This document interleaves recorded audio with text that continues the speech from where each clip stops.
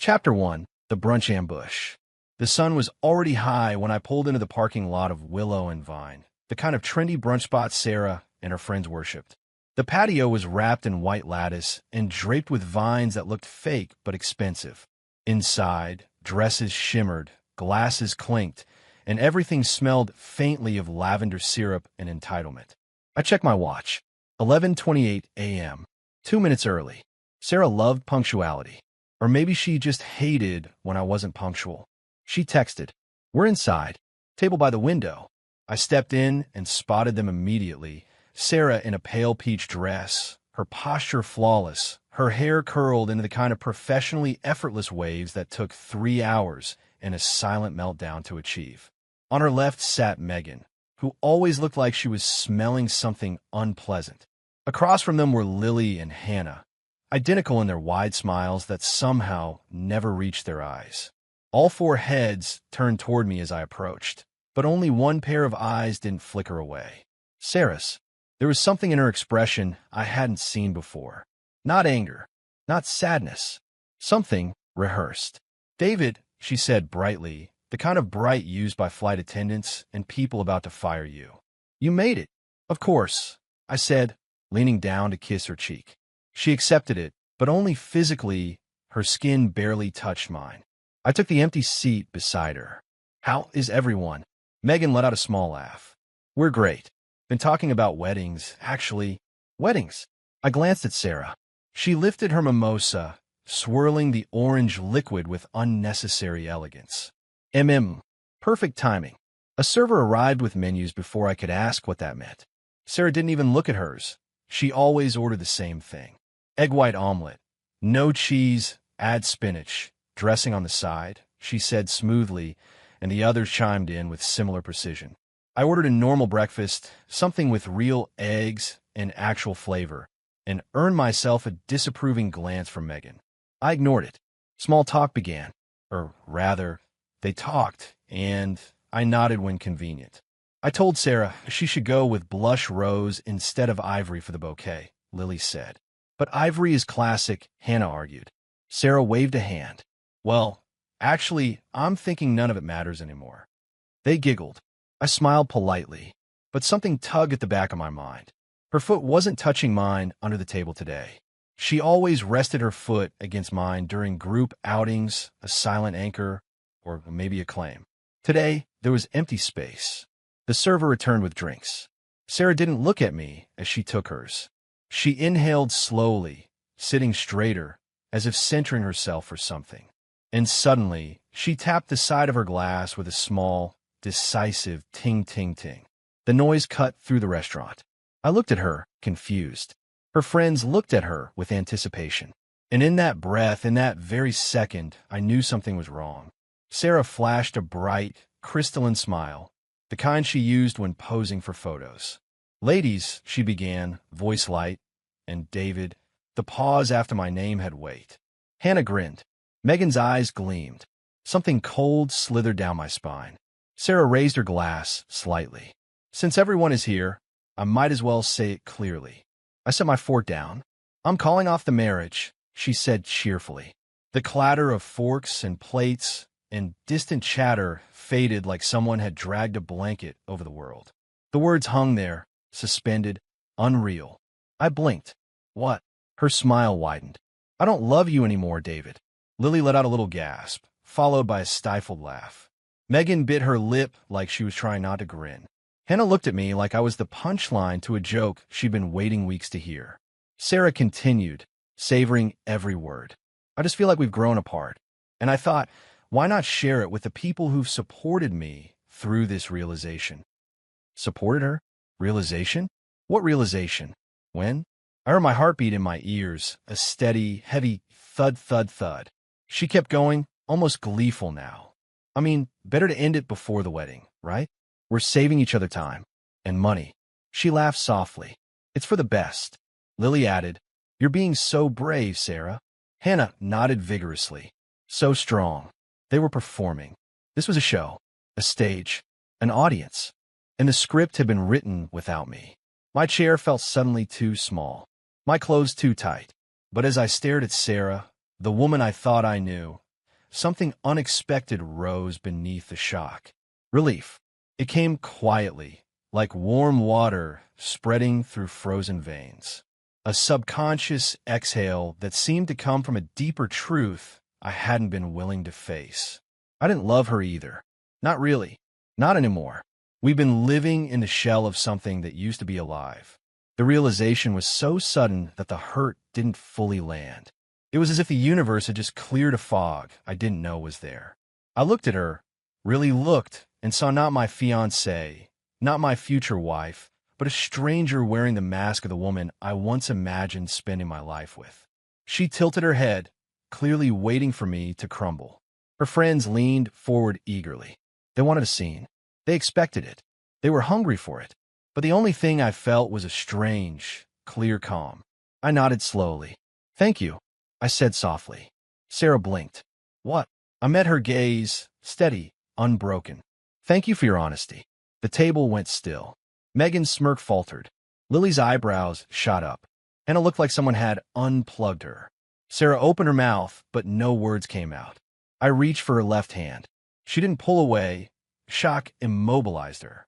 Gently, without drama, I slid the engagement ring off her finger. "That's yours," I said simply. The restaurant around us buzzed faintly, but our table was suspended in silence. I set the ring in front of her. The metal glinted under the afternoon sun, a tiny symbol of something already dead. Sarah stared at it like it had betrayed her personally. I pushed my chair back. The legs scraped softly against the tile, the only sound in the world for a moment. I stood, and I smiled. Not cruelly, not smugly, just peacefully, like a man who had been freed without realizing he was imprisoned. "I wish you all the best," I said quietly. Then, without raising my voice, without looking back, without giving the audience the spectacle they wanted, I turned and walked out of Willow and Vine, leaving behind the brunch, the ring, the confusion, and her. Chapter 2. Aftermath and Reflection. The moment the brunch restaurant door closed behind me, the world felt strangely louder. Cars droned down the street. Horns sounded distantly, and a breeze rustled the leaves of the sidewalk trees, small, normal noises that felt surreal after the chaos I just walked away from. I took a slow breath, then another. My hands trembled slightly, but not with panic. More like aftershocks for something that should have broken me, but somehow hadn't. I stepped off the curb and started walking with no destination. The city stretched ahead. Boutiques, coffee shops, people laughing at outdoor tables. Life continued, indifferent to the implosion I just experienced. I replayed the scene in my mind, the too bright smile on Sarah's face, the satisfied expressions of her friends, the rehearsed cruelty. But instead of slicing me open, the memory made something inside me settle, like a piece of a puzzle finally clicking into place. "She doesn't love you anymore." The words should have shattered me. Instead, they echoed like confirmation. Of course she doesn't. She hasn't for a long time. I walked past a bookstore and caught my own reflection in the glass. My expression surprised me. I didn't look devastated or angry. I looked unburdened. What does that say about our relationship? I murmured aloud. A man walking his dog glanced at me as he passed. I gave a small, self-conscious smile and kept walking. My phone buzzed. 3 texts from unknown numbers, probably Sarah's friends. I didn't open them. I didn't need to. I could practically hear the tone already. "David, are you okay?" We didn't know she was going to say that. "You should talk to her. She's emotional." Lies, half-truths, or attempts to twist the story. I silenced my phone. My feet carried me toward a small park near the city center, a place Sarah always said was too crowded for her taste. I sat on a bench and stared at the fountain. My mind drifted back. 6 months ago, we had been at another brunch, back when her touches were warm and natural. She had reached across the table to fix my collar, smiled at me like I was her anchor. When had that changed? I leaned back on the bench, eyes tracing the arc of water falling from the fountain's top basin. Red flag number 1. Her phone habits. Sarah used to leave her phone anywhere on the couch, the kitchen counter, in her bag. Then, slowly, she began guarding it like a dragon over treasure, turning the screen away when she typed, taking calls in the hallway, setting new passwords. I remembered the first night she put her phone face down during dinner. I'd asked jokingly, "Hot secrets by business?" She'd snapped, "It just worked, David. Not everything is about you." But she wasn't angry. Not really. She was defensive, a lie hiding behind frustration. I watch a couple stroll hand in hand past the fountain, laughing, their fingers intertwined naturally, without effort. It struck me how long it had been since Sarah and I held hands like that. Months, maybe. Red flag number 2. Her distance. Sarah used to curl into my side during movies. Then she started sitting at the far end of the couch, claiming she was too warm. She used to ask how my day was. Then she started responding with a distracted, "Uh-huh," while scrolling through her phone. She used to kiss me goodnight. Then she started saying, "I'm tired," and turning away before I even got into bed. When had I stopped questioning it? When had I accepted scraps and called it normal? A pang of embarrassment hit me, not for losing her, but for ignoring the signs. I stood and kept walking, turning down a quieter street lined with older buildings and shaded sidewalks. My shoes echoed faintly. More memories trickled in. Red flag number 3. Her excuses. There was the week she suddenly had nightly training sessions at the gym. Before that, she couldn't name a single treadmill brand. There was the sudden work trip that no one at her company could later confirm. I'd asked her about that once. She'd rolled her eyes and said, "David, do you think I'd lie about my career? Honestly, grow up." I had apologized for daring to notice the cracks. I stopped walking for a moment and leaned against a brick wall, closing my eyes. Why hadn't I seen what was happening? Or maybe I did see it, but I didn't want to face what it meant. Being with Sarah had become comfortable in the way old coats are comfortable. Familiar, even if they don't fit anymore. Even if they suffocate. Another breeze passed, cooler this time. I opened my eyes and continued down the sidewalk. I thought about the last time we laughed together. Really laughed. I couldn't remember, but I remembered the last time she criticized me. It was right before her bachelorette planning weekend. I had tried to help her carry boxes of decorations to the car. "Careful, David," she'd snapped. "You're holding it wrong." "It's a box," I joked. "There's no wrong way. There is when you ruin the corners." Then she'd sigh dramatically, brushing past me. I remembered standing there, wondering how everything had become so sharp.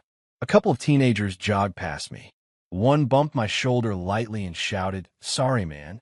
The spontaneity of it made me smile. I reached a pedestrian bridge that crossed over a small river slicing through the city. I leaned on the railing and watched ripples shimmer under the afternoon light. The relief inside me was growing stronger now, no longer subtle. It felt like taking my first full breath after being underwater too long.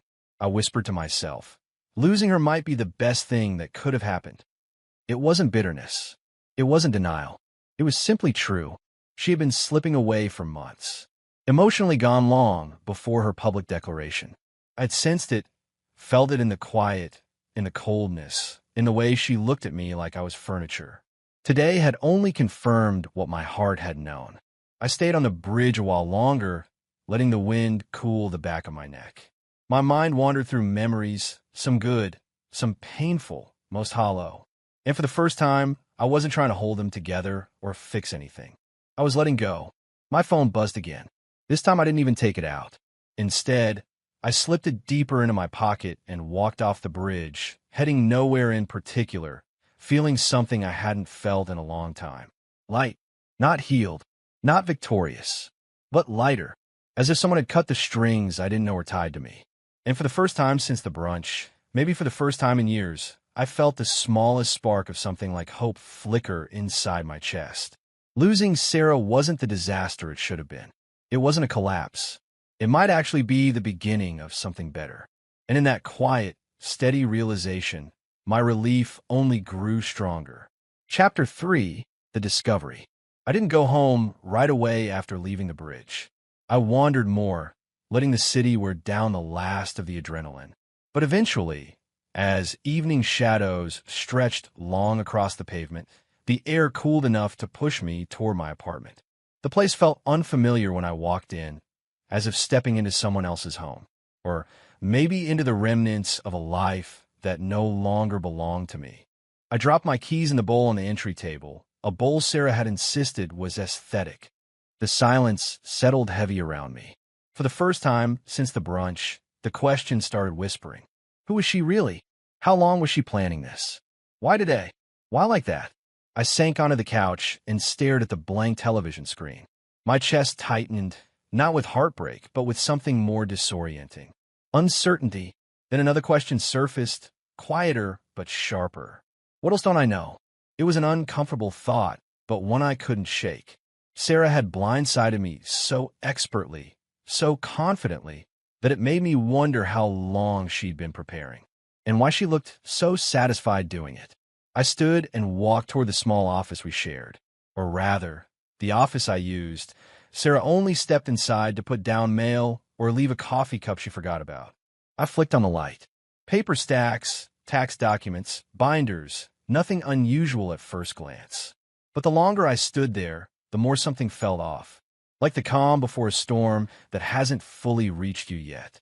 I pulled out the bottom drawer of the filing cabinet, the one with our joint accounts, utilities, and financial paperwork. Everything was organized, alphabetical, just like I had set it up. I started flipping through folders. Nothing jumped out until I reached the back. Tucked behind our shared documents was a folder I didn't recognize. A plain black folder. No label. I frowned. Sarah never filed anything without labeling it. If she needed a folder, she'd buy 3 in pastel colors and a matching label maker. This wasn't her style. I pulled it out and placed it on the desk. For a moment, I just stared at it, my fingers tracing the edge. Do I open this? Do I want to know? Curiosity won. When I lifted the cover, a neat stack of papers greeted me. At first, they looked like ordinary credit card statements.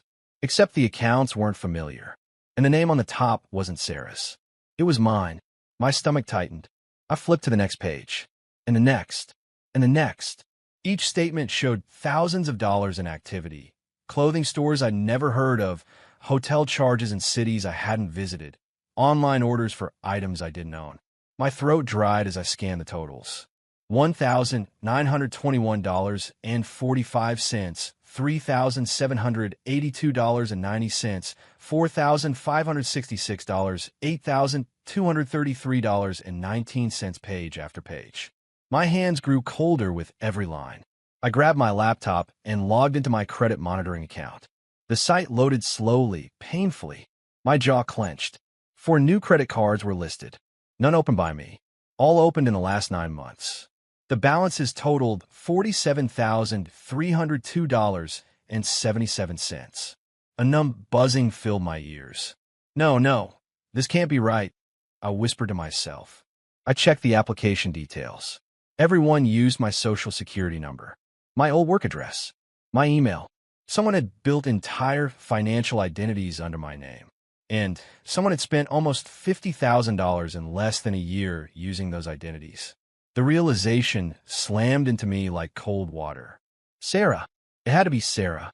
She had access to everything, my SSN, my documents, my laptop, our mail. She knew my passwords. I'd never hidden anything from her.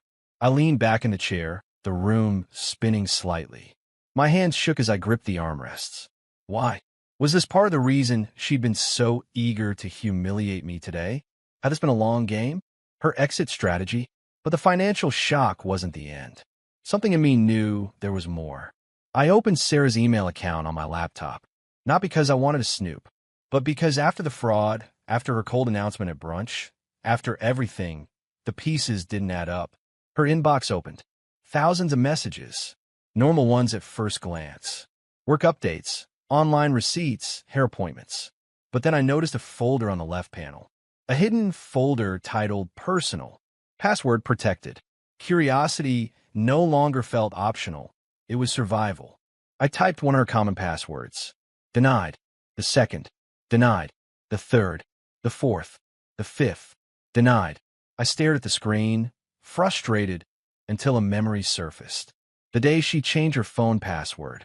She joked she used something you'll never guess. Her cat's name, but backwards. I typed it in. The folder opened. Hundreds of emails filled the screen. My breath caught in my throat. Photos, messages, hotel confirmations, meetup spots, Screenshots, selfies, private conversations with men I'd never seen. Messages like, "Can't wait to see you tonight. He won't be home until late. You looked amazing in that black dress. Wish I could wake up next to you instead. I miss you already. Tell him you're working late if you need an excuse." Did he suspect anything last night? My vision blurred. A burning pressure built behind my eyes, but no tears came. I clicked another thread, and another. Different names, different faces, different cities. It wasn't one affair. It wasn't a mistake. It wasn't a moment of weakness. This was a double life, a network of lies, a version of Sarah I didn't recognize. One photo made me freeze completely. Sarah in a hotel mirror, wearing lingerie I'd never seen, holding her phone up while a man's arms wrapped around her from behind. The timestamp was from 2 months ago, a night she claimed she'd been at her best friend's apartment to vent about work. My stomach twisted so painfully it felt like something was digging inside my ribs. The woman I thought I knew, the woman I almost married, hadn't just been distant. She had been gone. Gone for months. Gone from the relationship. Gone from honesty. Gone from any version of the life we were supposed to build together. And then she had humiliated me in public. Not out of sudden emotion. Not out of confusion. But out of strategy. To get ahead of the story. To make me look like the reason. To protect herself. My hands hovered above the keyboard as the full picture came into focus. The humiliation at brunch hadn't been the betrayal. It had been the performance to cover the real betrayal. The deeper betrayal. The one hidden in folders, in secret accounts, in stolen identity, in strangers' hotel rooms. I closed the laptop slowly. My breath was shallow, tight, ragged. I whispered into the empty room. Who the hell was I engaged to? Silence answered. And in that silence, the truth sank in. The woman I loved hadn't just hurt me. She had built an entire hidden life without me. And I was only now seeing the surface of it. Chapter 4, Meeting the Other Man. David hesitated outside the cafe's glass door, the cool metal handle chilling his palm before he pushed it open. A faint bell chimed overhead. The air inside carried the scent of roasted beans, cinnamon, and the faint hum of quiet conversation. His chest felt tight, not from fear, but from the surreal absurdity of what he was about to do. He was here to meet one of the men Sarah cheated with. His fiancée. The woman who'd humiliated him in front of her friends. The woman who'd left $47,000 in debt tied to his name. And now, he was meeting one of her lovers like it was some grim business appointment. His eyes scanned the room. There, near the back window, sat a man who looked like he'd aged 3 years in the last 3 days. Neatly dressed, a pressed button-up shirt, clean-shaven, trying hard to maintain composure. But the way he kept checking his phone, the way his legs shook under the table, gave him away. James Portman. The name for messages. The man in photos. The one who had no idea she was engaged. David walked toward him. James looked up at the sound of footsteps. His eyes widened slightly, pain, confusion, dread, all mixing in an instant. "David?" James asked, standing as if meeting the father of a girl he'd accidentally offended. "David Turner?"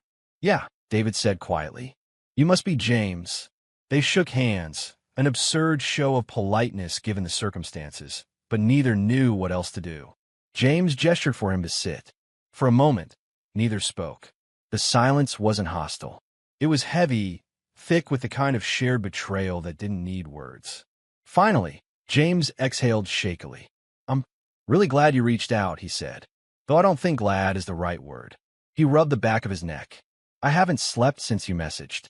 "I get it," David said. "I haven't slept much either." The waiter approached, offering menus, but both men shook their heads. The conversation didn't need interruptions or lattes. James leaned forward, his voice low. "Look, before anything else, David, I swear on my life, I had no idea she was with someone.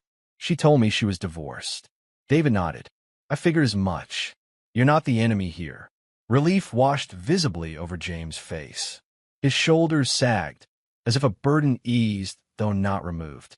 "She told me," James continued, "that she'd been divorced for 3 years, that she lived alone, that her ex was controlling, that he still stalked her accounts, so she had to hide things."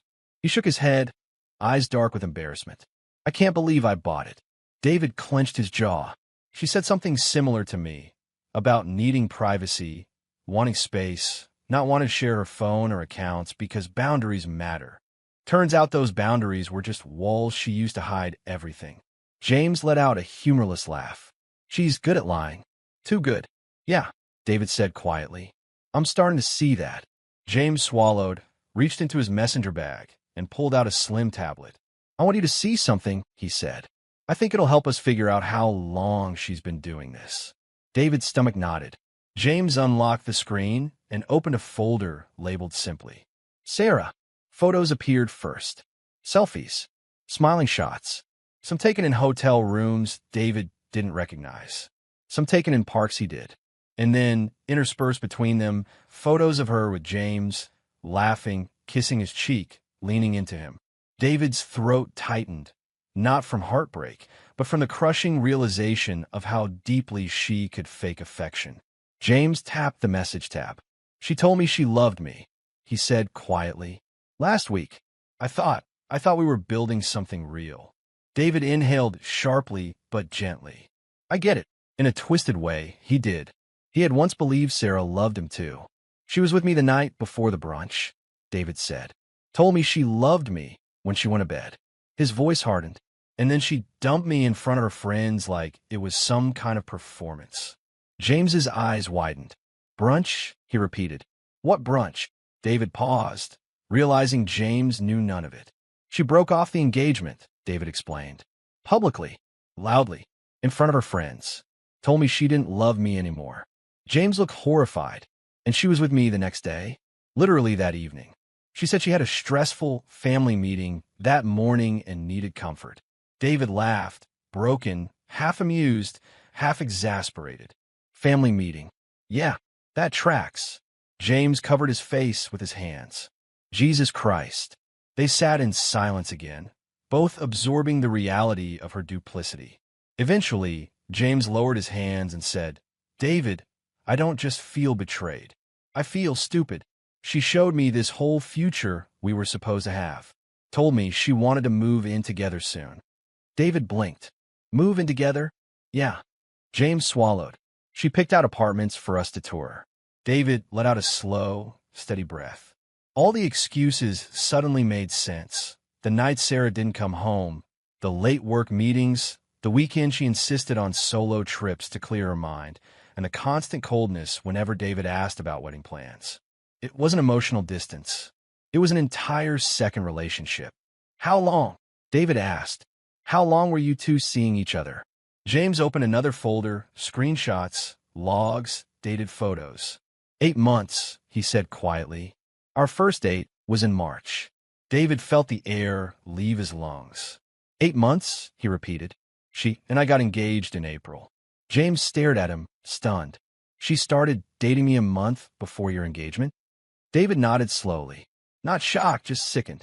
She told me, James whispered, that her ex-husband forced her into engagements. Plural. She said she ran away from that life. David scoffed. Her ex-husband? I'm not even her husband yet. James blinked twice. You're the one she meant? Apparently. James sat back, absorbing the magnitude of the lie he'd been sold. Then he opened one more file, a voice recording. I think you should hear this, James said. She sent it to me the day before your brunch. David hesitated before nodding. A second later, Sarah's voice filtered out, soft, affectionate, deceitfully warm. Hey, baby, I'm sorry I can't see you today. I'm stuck dealing with my ex again, and it's draining. Once this is all done, I'll finally be free of him. I promise this is the last hurdle before a life together. David felt cold. James paused the audio. She said she was divorcing him. James said quietly. David stared at the table. There is no divorce. There is no ex. There's only me. James pressed his lips together, anger flickering beneath the heartbreak. We're both victims, he said. We both deserve to know the truth. Let's piece together the timeline, everything she told you, everything she told me. David nodded. For the next hour, they compared dates, shared screenshots, cross-referenced everything, from hotel charges to location data, even overlapping excuses she'd given each of them. Patterns emerged. Lies aligned. Moments that once felt confusing snapped into place with painful clarity. Piece by piece, they reconstructed Sarah's hidden life, a dual existence neither had suspected. When they finally leaned back, exhausted, the map of her deceit was undeniable. It wasn't just cheating, James murmured. It was a whole double life. David nodded slowly. Yeah, and we finally see it for what it is. And with that realization, shared between two strangers bound by betrayal, the chapter ended exactly where it was meant to. Two men, sitting across from each other, finally understanding the true scope of Sarah's lies. Chapter 5, Legal Steps and Family Support. The next morning, David woke with a tension in his shoulders that felt like it had settled there overnight, a weight pressing down on him.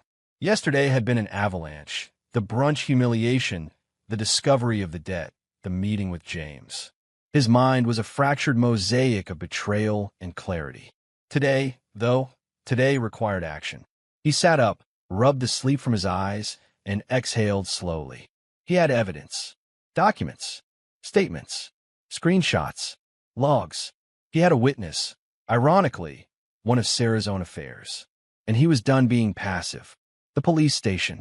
The city police station was busier than he expected for a weekday morning. Phones rang. Officers talked rapidly into radios. Clerks typed with mechanical speed. David stepped inside, clutching the folder he'd spent half the night organizing. Every fraudulent bill, every bank notice, every email that wasn't his but was signed with his name. At the reception desk, a stern, middle-aged officer glanced up. "Morning. How can I help you?" David swallowed. I need to file a report. Identity theft. Fraud. A substantial amount." The officer's expression softened from bureaucratic neutrality to focused professionalism. "All right, step over here. We'll get you started." He was led into a small interview room, a metal table, hard chairs, a wall clock that ticked too loudly. After a few minutes, a detective in a navy blazer entered. He had sharp eyes and a patient demeanor. "I'm Detective Morales," he said, extending a hand. "Tell me what's going on." David opened the folder with a shaky exhale. "It's a lot, and it's personal. But here." For the next 20 minutes, he laid everything out. How Sarah had enrolled credit cards in his name. How accounts were opened without his knowledge. How debt had accumulated under the radar. He explained the brunch breakup, the hidden life, the messages and photos from James, and how all of it connected. Detective Morales took notes quickly, nodding occasionally, frowning at certain details. 47,000, Morales repeated, flipping one of the papers. "That's not trivial. And these signatures definitely forged. Consistent pattern." David nodded. "She had access to my info. I trusted her. That's how most cases start," Morales said gently. "You're not alone in that." He continued through the documents, sorting them with an efficiency that made David feel slightly lighter, as though the detective was pulling weight off his shoulders a page at a time. "Do you have anyone who can corroborate her actions?" Morales asked. David hesitated. "Yes. Actually, one of the men she cheated with. James Portman. He didn't know she was engaged, and she lied to him about pretty much everything. He has messages, photos, proof of her deception." Morales raised an eyebrow. "If he's willing to speak with us, it strengthens the case." "He is," David said. "He wants the truth out as much as I do." The detective set down his pen and folded his hands. "We'll process your statement. You've done the right thing coming here. This is fraud, an identity theft. We'll investigate." David exhaled with a shudder he didn't realize he'd been holding. "Thank you." Morales gave him a small, steady nod. "You're not the first person to trust the wrong partner. You handled yourself better than many." David closed the folder and stood. The air in his lungs felt just a bit freer. Calling his parents. Outside the station, David walked slowly toward his car, the morning sun warming his jacket. And then, like a final push from reality, his phone buzzed. It was his mother. He stared at her name, realizing she still had no idea what had happened. He hadn't told his parents anything yet. Not about the breakup, not about the debt, not about the double life of the woman they believed would become their daughter-in-law. He pressed the call button. "David? Honey, how are you? You sound tired." He closed his eyes. "Mom, is Dad with you?" Yes, he's right here. Why? What's going on? David paused, his throat tightening. I I need to tell you both something. Can you put it on speaker? A faint rustle. Okay, we're listening, his father's voice said, steady as always. David leaned against his car door. The wedding, it's off. Silence. Not confusion, just stunned quiet. His mom spoke first. What happened? She called it off at brunch, David said, in front of her friends. She said she didn't love me anymore. His mother gasped. In public? But it was his father who asked quietly, why? What caused that kind of behavior? David exhaled shakily. That's just the beginning. She wasn't just planning to leave me. She's been opening credit cards in my name. Accounts. Debt. Almost $50,000. Both parents reacted at once. What? Oh my God, David. He pushed on, steady. She also had multiple affairs. One of the men didn't know she was engaged. He helped me piece together what she'd been doing. Another beat of silence, this one full of anger, heartbreak, disbelief. Finally, his father spoke, calm but shaking with controlled rage. Son, I'm so sorry. That woman, she did more than betray you. She tried to destroy your future. His mother's voice was trembling. Why didn't you call us sooner? You shouldn't go through this alone. David swallowed. I didn't want to worry you. I thought I could handle it. Oh, sweetheart, she whispered. You don't have to handle everything alone. Not this. Not something this cruel. His father cleared his throat, regaining that protective steadiness. Listen to me, David. You did the right thing filing a report. We'll support you through everything. You just dodged a financial nuclear disaster. David let out a weak, humorless laugh. That's exactly what it feels like. It's exactly what it is, his father said. This could have ruined your life if it continued. But you caught it. You stopped it. His mother added softly. And we're proud of you for staying calm through something so heartbreaking. David blinked rapidly as the tightness behind his eyes returned, not from pain, but from something he hadn't felt since before the brunch. Support. Belonging. A reminder that he wasn't standing against this storm alone. His father asked, Do you want to come over tonight? We'll make dinner. You can breathe a little. David smiled faintly. Yeah, I think I'd like that. We're here for you, his mother said again. Always. After they hung up, David leaned back against the car, eyes closing as a long, steady breath escaped him. For the first time since Sarah's public ambush, since the betrayal, the lies, the discoveries, he felt the sharp loneliness in his chest soften. He wasn't isolated. He wasn't abandoned. He wasn't fighting a war by himself. He had evidence. He had legal support. He had James's testimony. And now, most importantly, he had his family standing behind him. For the first time since the brunch, David no longer felt alone. Chapter 6. Planning the Dodge to Disaster Party. David sat at his kitchen table with a blank notebook in front of him. For the first time in weeks, the apartment felt breathable. Not peaceful, no, not yet, but spacious in a way that only came after someone toxic exited your life, even if the exit was messy. He tapped a pen thoughtfully against the table. Sarah had humiliated him publicly. Sarah had lied publicly. Sarah had engineered the brunch moment as a performance.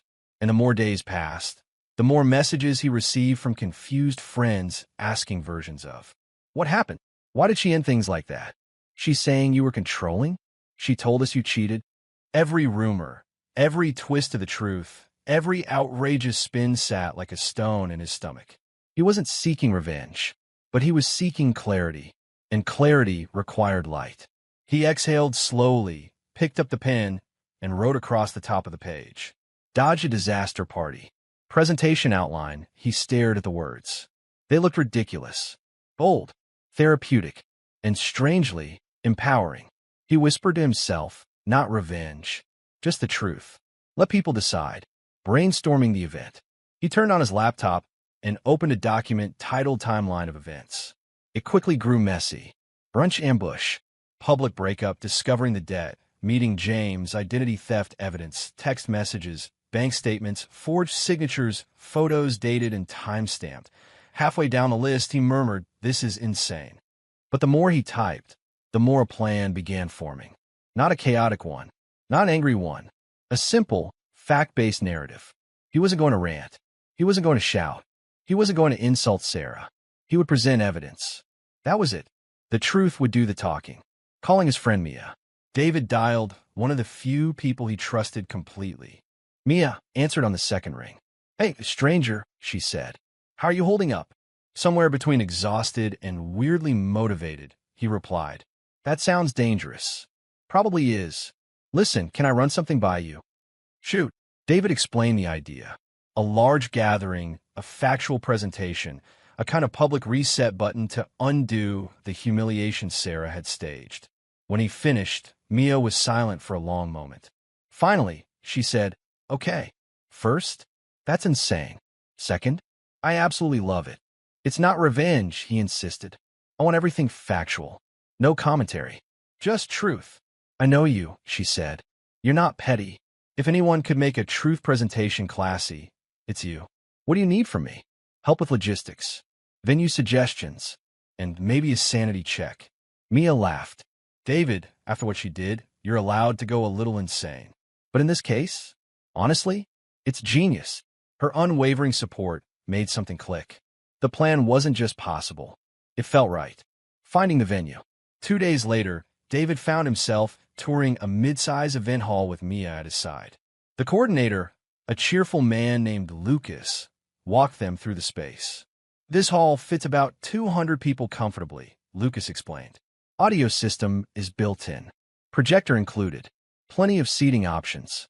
David tested the projector with his USB drive. The preview slide appeared on the wall. "Dodge a disaster. A factual timeline." Mia slapped his arm. "Oh my God, you actually made a title slide." "It looks professional," David muttered, slightly embarrassed. "It looks iconic." Lucas raised an eyebrow. "So, what kind of event is this exactly?" David hesitated. "A presentation. A truth-sharing event." Lucas nodded slowly, deciding not to pry. "Well, we've hosted stranger things." Building the presentation. That night, David sat surrounded by piles of digital and physical evidence. Folders, screenshots, emails, financial statements, photographs, each one cataloged, labeled, and time-stamped. He spoke aloud as he organized them. Slide 1, Brunch ambush. Slide 2, anonymous credit card overview. Slide 3, matching forged signatures. Slide 4, messages Sarah sent while we were together. Slide 5, timeline overlap with James. Slide 6, debt accumulation history. He paused, rubbing his face. "This is insane," he repeated. But then he remembered the smirks on Sarah's friends' faces at brunch, the cruel satisfaction in her voice, the story she had already begun spreading. He clicked back into focus. Truth, not revenge. Facts, not anger. He added a note to the top of the slide deck. No insults, no commentary, just evidence. He would let people draw their own conclusions. Drafting the invitations. David sat at his computer, drafting a simple but firm message. "You are invited to the Dodge the Disaster party, a factual presentation regarding recent events. This is not a revenge event. This is not a roast. This is a truth-sharing session with verified evidence. Attend or not, but you deserve to know the facts." David Mia proofread it over his shoulder. "It's perfect," she said. "Calm, neutral, devastating." Devastating wasn't the goal. It's the vibe, though. He sent the invitations, 247 of them, to co-workers, friends, old classmates, extended family, neighbors, Sarah's acquaintances, mutual circles, anyone who asked what happened, anyone who deserved clarity, and, yes, to Sarah's friend group, the ones who had laughed at brunch. He hovered over the send button for a long moment. Then, click, invitation fallout. His phone started buzzing almost instantly. The first messages were from close friends. "I'm absolutely coming. Dude, yes, transparency. You're handling this better than I would." Then came the hesitant ones. What exactly happened? Is this real? I thought she said you cheated." David answered the same way every time. "Come to the event. Everything will be clear." As hours passed, the tone of the responses shifted. Some were shocked. Some were supportive. Some were angry on his behalf. And some, especially from Sarah's circle, were cautious, confused, or defensive. One text from Sarah's friend Elise stood out. "David, I don't know what this is, but Sarah told us awful things. If this is some revenge stunt, count me out." He calmly replied, "No revenge. Only facts. Attend if you want the truth." She didn't respond. But 3 hours later, his email pinged. RSVP. Attending. The RSVPs flood in. By midnight, David sat on the couch staring at the invitation dashboard. 78 responses. Then 102. Then 138. Every few minutes, the number ticked up. By the next afternoon, it hit over 170 confirmed guests. Mia called him breathless. "David, you're going viral in our friend group." "That's not comforting. It should be. People want the truth, and they trust you to tell it." David rubbed his temples, overwhelmed. "I didn't expect this." "Well," Mia said, "when someone lies loudly, the truth gets an audience." He sat very still. She was right. Sarah had made her breakup public. Her lies had been whispered, repeated, reshaped, weaponized. He wasn't fighting with her. He wasn't retaliating. He was reclaiming his story. When he closed his laptop that night, the RSVPs had reached 173. His hands trembled slightly from the weight of it all: fear, anticipation, catharsis, and the incredible, grounding sense of purpose. The truth was coming. Chapter 7: The Party and the Evidence. The venue was never meant for this kind of gathering. It had been designed for elegant galas, corporate launches, carefully curated celebrations, not for a truth-revealing event hosted by a man whose entire life had been detonated in slow motion. Yet, as the clock struck 7, a steady stream of guests poured through the glass doors, whispering to each other as they checked the event name again and again on the board, as if unable to believe it. Dodged a disaster party, hosted by David Hamilton. It sounded like a joke. It wasn't.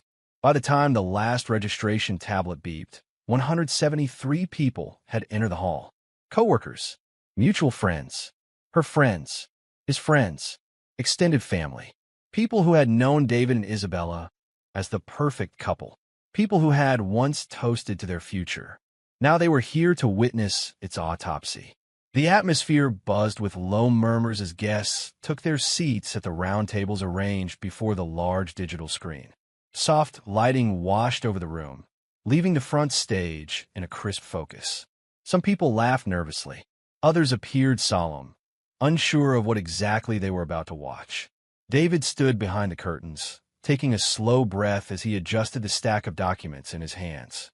His suit was sharp, pressed, deliberate, chosen not to impress, but to anchor him. Tonight wasn't about revenge. Tonight was about truth, clarity, and finally letting the weight slip off his shoulders. A staff member peeked in. "Mr. Hamilton, everyone seated. Whenever you're ready." He nodded. He stepped out. The room fell into immediate silence. There was no grand introduction, no dramatic music, just the soft hum of the projectors warming and the subtle, steady sound of David's footsteps as he approached the podium. He placed his notes down, looked over the crowd, and remarkably smiled. "Good evening, everyone," he began, his voice calm, controlled, the voice of someone who had rehearsed every syllable but carried each one from a place of truth. "I know many of you were curious about this event. Thank you for coming. Tonight, I'd like to walk you through a timeline. My timeline." A quiet ripple moved through the audience. David clicked the remote. Slide 1. A simple date. A starting point. When everything was normal. He spoke evenly as the slideshow transitioned. Documents appeared. Digital receipts. Screenshots of email threads. Time-stamped text messages. Everything organized with almost obsessive precision. "On this date," David continued, "my wife told me she was working late. She wasn't." Click. A still from security footage appeared, grainy but decisive. Isabella entering a hotel with someone familiar. A few gasps were heard. A whisper from somewhere in the back. "Oh my God, that's..." David continued before the name could finish. "Now, I'm not here to humiliate anyone. I'm here because people deserve clarity when deception affects an entire circle of lives." He moved through the timeline steadily, never raising his voice, never wavering. Slide after slide. Footage from his own home's cameras showing inconsistencies between what Isabella said and what actually occurred.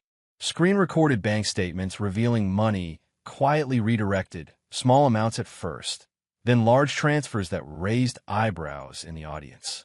A woman in the front row covered her mouth as she realized what the numbers meant.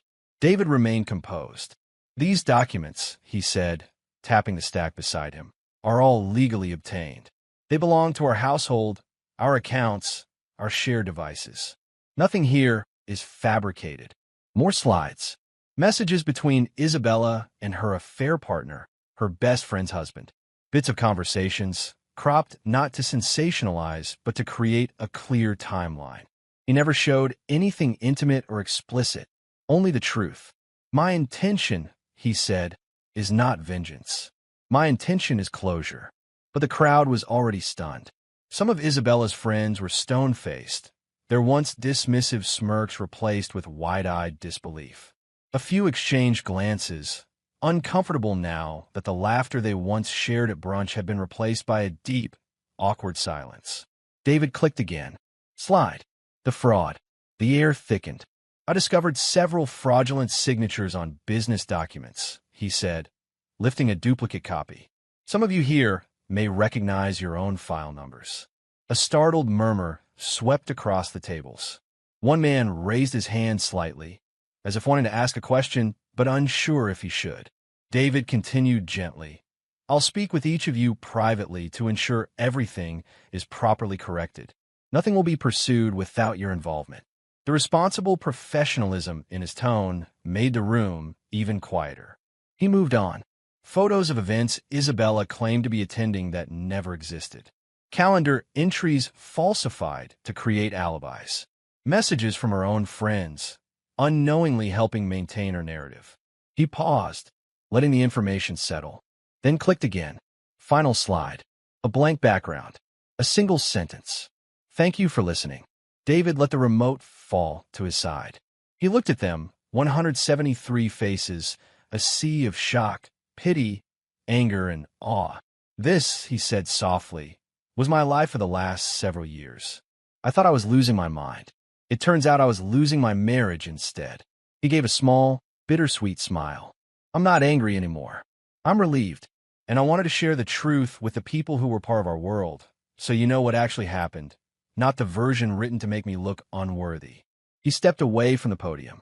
Silence. No one moved. No one breathed. For a moment, David wondered, are they judging me? Are they embarrassed for me? Do they think I should have kept this private? Then a sudden sound cut through the quiet. Clap. One single, firm clap. David turned toward the source.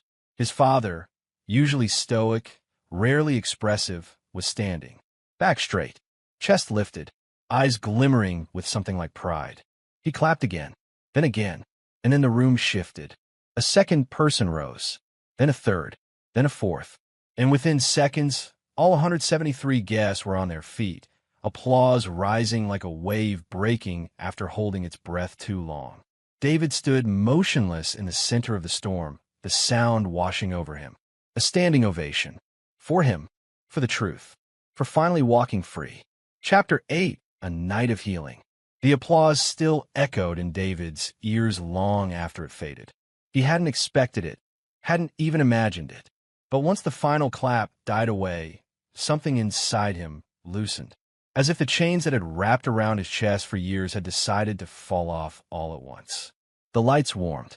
Soft music replaced the tense silence that had held the crowd captive during the presentation. And suddenly, the event, once heavy, tense, and clinical, shifted into something else entirely. Something human. Something healing. David stepped off the small stage, and before he had even made it halfway toward the refreshment tables, a man in his mid-40s with tired eyes approached him. "David, right?" the man asked. David nodded. "Yes." The man extended his hand, gripping David's with surprising firmness. "I'm Michael. We met briefly at your engagement party a few years back. I just want to say your courage tonight, man. That took guts." He swallowed hard, voice cracking. "I went through something similar last year.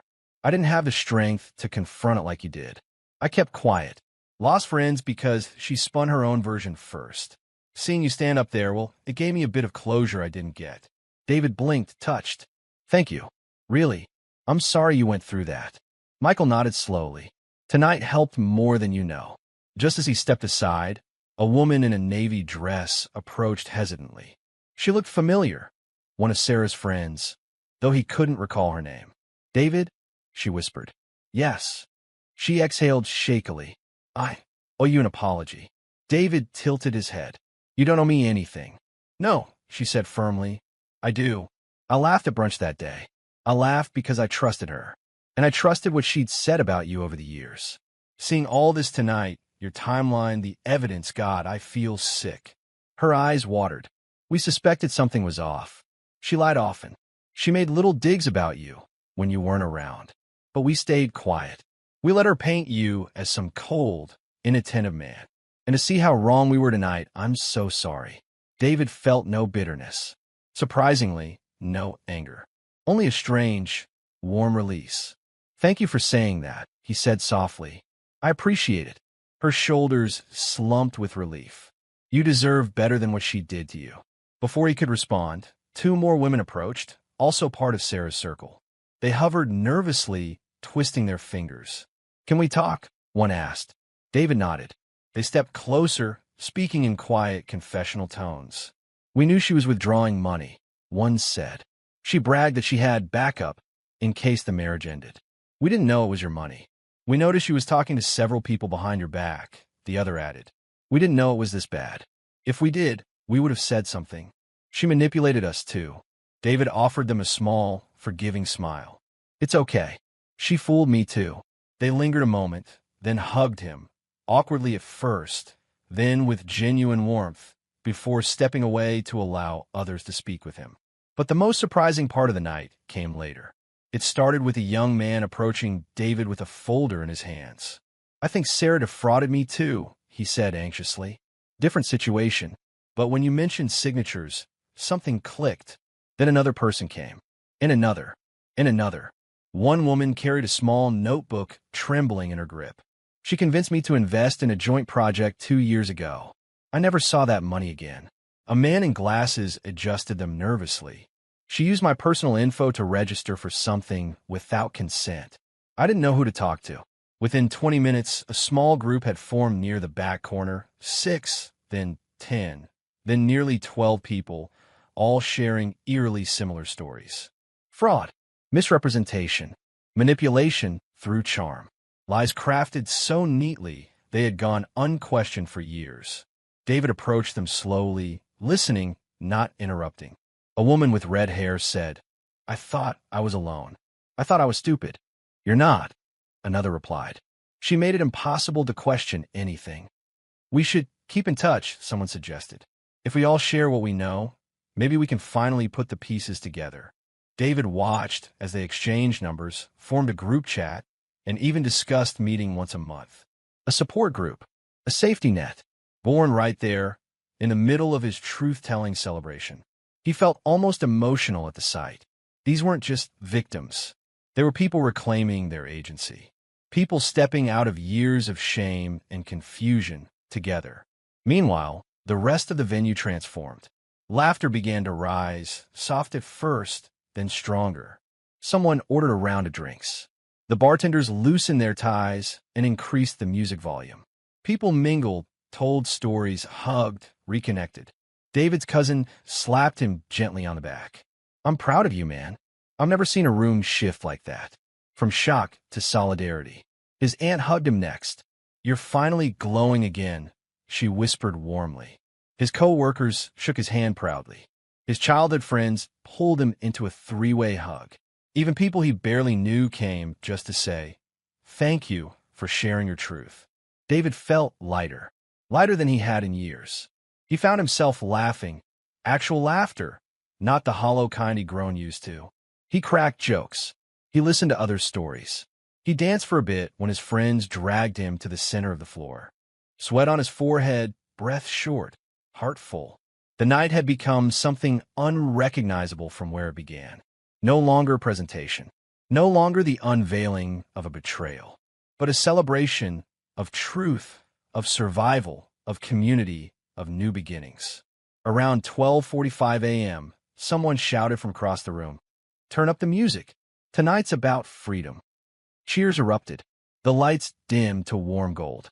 People kicked off heels, loosened ties, and let the heaviness of their own past wounds dissolve into the music vibrating through the room. At 1:30 a.m., David found himself standing with a group of Sarah's other victims again, watching them exchange final stories. "We're meeting next week," one of the men said, smiling. "You save us a lot of time and pain by coming forward." "Thank you," a woman added softly. "Your courage helped all of us tonight." David smiled, chest full. "We helped each other." A warm hush settled over him as he glanced around the venue. Strangers had become allies. Old friends had returned. Apologies had been made. Stories had been shared. Tears, laughter, heart-to-hearts. It had all woven into a kind of collective healing he never could have imagined. By the time the last song faded and the final group walked out the door, someone checked a phone. "Holy hell, it's almost 2 a.m. David blinked, stunned. The night had flown. It had healed. It had transformed. Chapter 9. Consequences for Sarah. The weeks after the Dodge to Disaster party were a whirlwind. David returned home to a quieter apartment, but the quiet was a far cry from peace. The world outside buzzed with news of Sarah's exposure. Through subtle channels and official notices, the legal system began moving, gears grinding steadily toward consequences. Detective Morales called one crisp Tuesday morning. "David, we've compiled the evidence you submitted," he said. "James has corroborated everything. The financial institutions confirmed the fraudulent accounts. The case is strong. We're ready to forward the charges." David's hands trembled slightly around the phone. "So, she's going to be held accountable?" Morales' voice was patient, firm. "Yes. All signs indicate she will face conviction. Fraud, identity theft, multiple victims. The full extent is documented." David leaned back in his chair, a mix of relief and residual tension coursing through him. Finally, justice wasn't a distant, abstract concept. It was tangible, moving through the proper channels. The arrest. It wasn't long before Sarah was formally arrested. David followed the case from a distance, observing the careful, procedural nature of law enforcement. He didn't gloat. There was no satisfaction in seeing a person he had once loved led away in handcuffs. But there was relief. Relief that the pattern of deception could no longer reach out and harm anyone else. His phone buzzed again, messages from friends, family, and even strangers who had followed the story. "I can't believe she got caught. Justice at last. You're stronger than most people would be in your shoes." David read each message quietly, nodding to himself. Court proceedings. The courtroom was clinical, sterile, and intimidating. Yet, each day he attended or reviewed through court transcripts added layers of understanding. Lawyers laid out evidence with precision. Bank statements, credit card reports, emails, text messages, and testimonies from James and other victims. One morning, he found himself seated beside his father. "She really thought she could get away with this," his father murmured. "No one expects the lies to stack up like this." David nodded, not wanting to acknowledge the residual ache of betrayal. "She underestimated the power of truth," he replied, "and overestimated how easily people would believe her story." The judge's voice finally came down with authority. The verdict: guilty on multiple counts, identity theft, fraud, and related charges. Sentencing. The courtroom was heavy with silence as the sentence was read aloud. 18 months in minimum security prison. 5 years probation. Repayment of $183,000 to 7 victims, including David. Gasps echoed quietly in the gallery. David's stomach twisted, not in anger, but in the surreal sense of finality. The judge's words rang with finality. The court recognizes the calculated nature of these offenses, the betrayal of trust, and the financial and emotional harm inflicted upon multiple individuals. This sentence aims to reflect the seriousness of the crime while providing restitution where possible. David exhaled slowly, feeling a tangible weight lift from his chest. Accountability had been delivered. The invisible burden that had lingered since that brunch, since the discovery of the debt, since every stolen moment of trust, was now being addressed. The social collapse. News of Sarah's conviction spread like wildfire. Her once glittering social circle fractured as the full scope of her lies became impossible to ignore. Friends who had once laughed at David's expense distanced themselves, embarrassed by their complicity or ignorance. Professional contacts reconsidered affiliations. David received a message from Elise, one of Sarah's friends from the brunch day. "I can't believe it went this far. I'm sorry, David. I should have listened sooner. I should have questioned her." David typed a calm, concise response. "Thank you for saying that. It's not too late to do the right thing." Her reply came minutes later. "I will. Thank you for your grace." The collapse wasn't instantaneous. It unfolded over weeks through quiet realizations, confrontations, and admissions. But each ripple reinforced a truth David had come to embrace. Deception could only survive in the shadows. Once illuminated, it could no longer sustain itself. David's healing process. Meanwhile, David began therapy. Initially, it felt strange, almost unnecessary. He had presented facts to hundreds of people, shared his story with strangers, reclaimed his dignity publicly. Yet, in the quiet of the therapist's office, he found a different kind of relief. "Tell me what keeps you awake at night," the therapist said one afternoon. David considered, then spoke honestly. "Not the humiliation, not the lies, not even the debt. It's the trust, knowing I allowed someone to manipulate me so completely. I want to understand why I didn't see it sooner." The therapist nodded. "Healing isn't just about seeing the truth. It's about forgiving yourself for being human and learning boundaries for the future." David exhaled. "I think I'm ready for that." Sessions became a space to unpack layers of confusion, anger, grief, and relief. He learned to process the betrayal without internalizing it. He set boundaries. He defined what he would and wouldn't accept moving forward. Reconnecting with friends. Therapy wasn't his only outlet.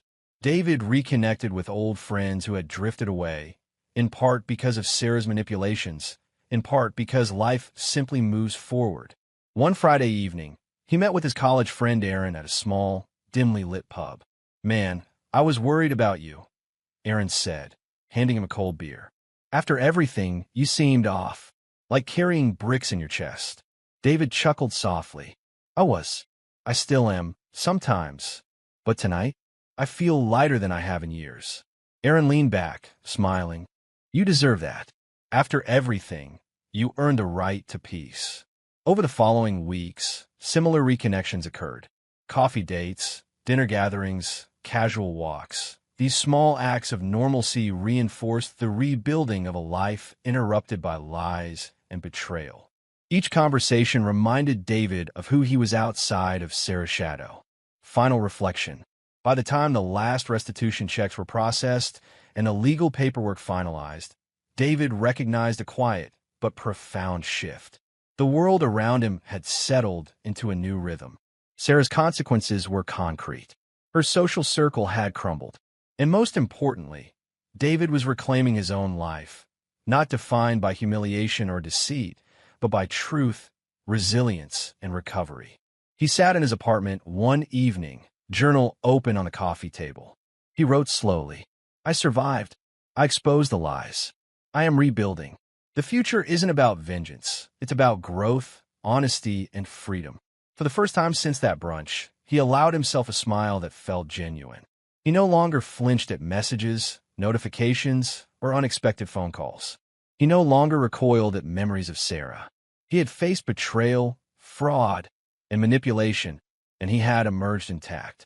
Not unscathed, no, wounds remained, but stronger, wiser, and finally free to step forward on his own terms. Therapy sessions, meaningful friendships, accountability from Sarah, and the overwhelming support of his family had all formed a scaffolding upon which he could rebuild. And as he closed his journal that night, David knew that this was more than recovery. It was a declaration. He would live his life fully, authentically, and deliberately. He was no longer a victim. Chapter 10, Rebirth and Moving Forward.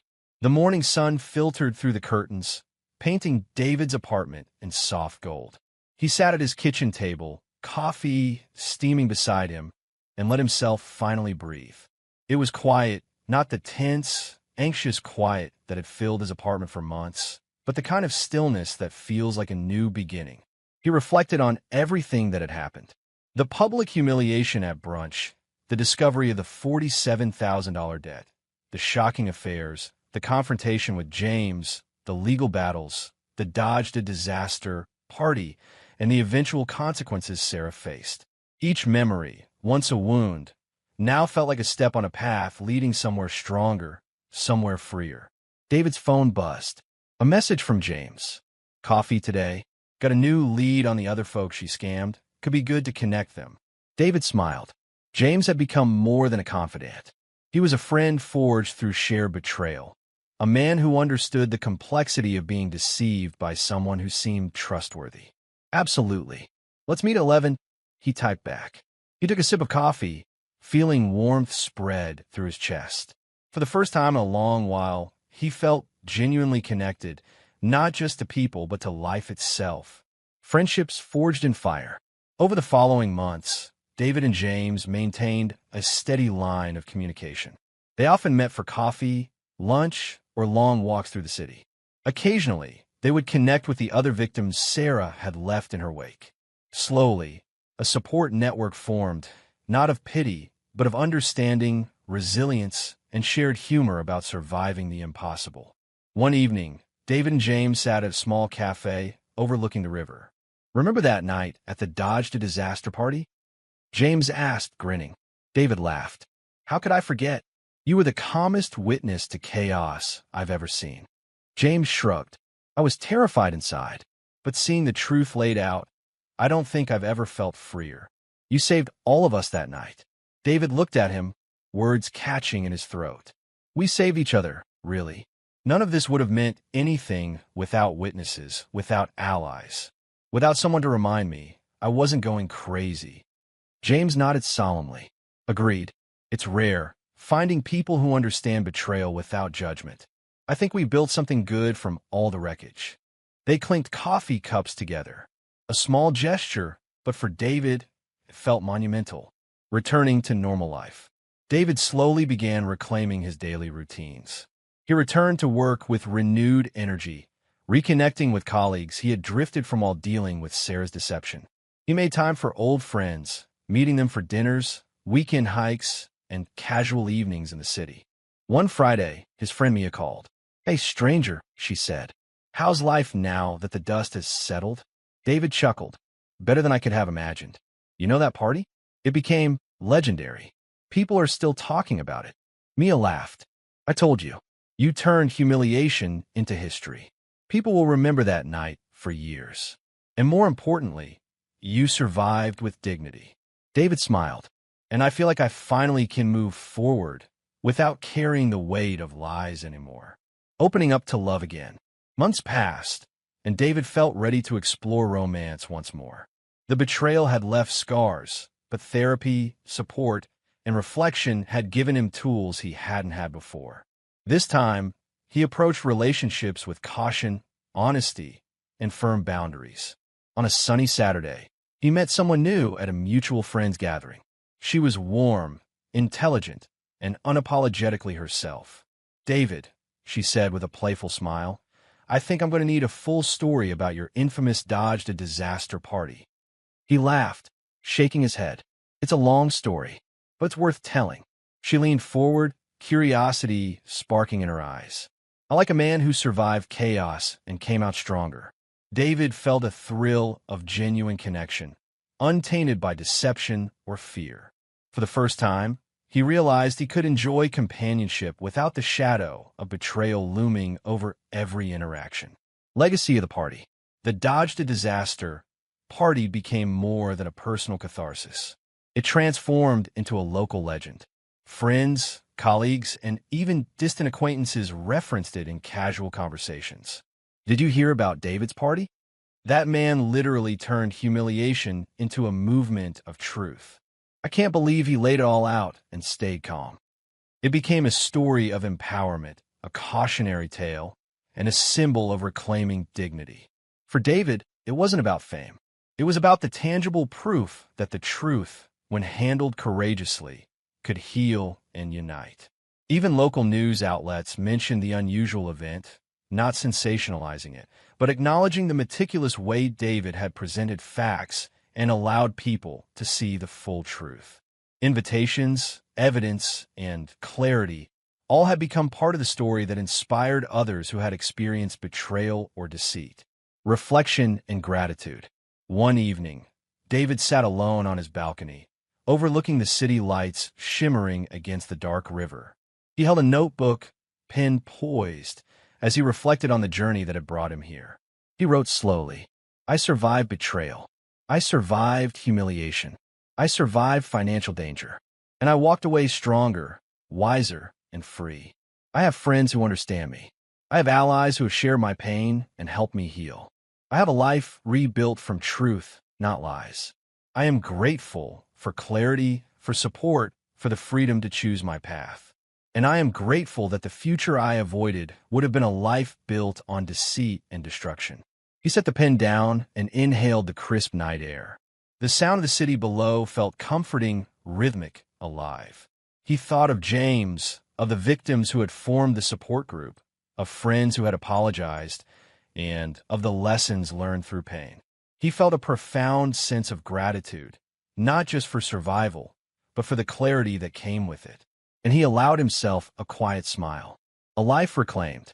David recognized that his life was no longer dictated by fear, lies, or manipulation.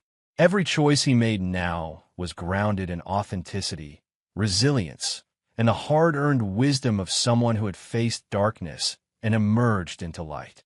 He had learned to trust again, to connect deeply, and to set firm boundaries.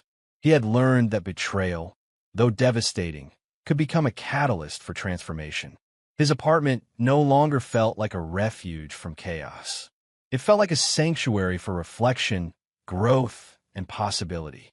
He kept mementos, not reminders of pain, but of lessons learned. A printed invitation from the Dodged a Disaster party, a framed photo of him with James and other victims, and a few handwritten notes from friends expressing gratitude for his courage. Each item was a marker of rebirth. Final gratitude. David closed his journal, took a final sip of coffee, and leaned back in his chair. He let the city sounds filter in, the hum of traffic, distant laughter, occasional sirens, and realized how fully alive he felt. He had survived a betrayal that could have destroyed him. He had reclaimed his dignity, rebuilt his relationships, and found new ways to love and trust. The future he once feared, the life that would have been hollow, manipulative, and destructive, was gone. And in its place, freedom, truth, resilience. David whispered softly to himself, almost in awe, "Thank you for clarity, for support, and for the life I have now." And with that, he felt complete. The past no longer chained him. The present was fully his.